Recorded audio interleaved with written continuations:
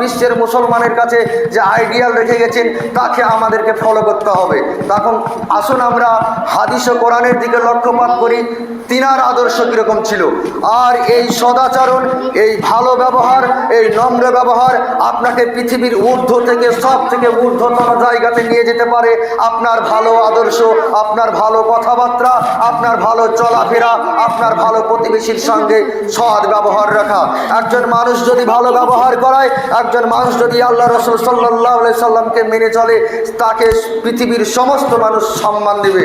উদাহরণ যেমন একটা ডক্টর জাকির নায়েক, মতিউর রহমান মাদানী, তাই তো তাদের ব্যবহার, তাদের কথাবার্তা, তাদের চলাফেরা সব ফলো হযরত মুহাম্মদ সাল্লাল্লাহু আলাইহি সাল্লাম।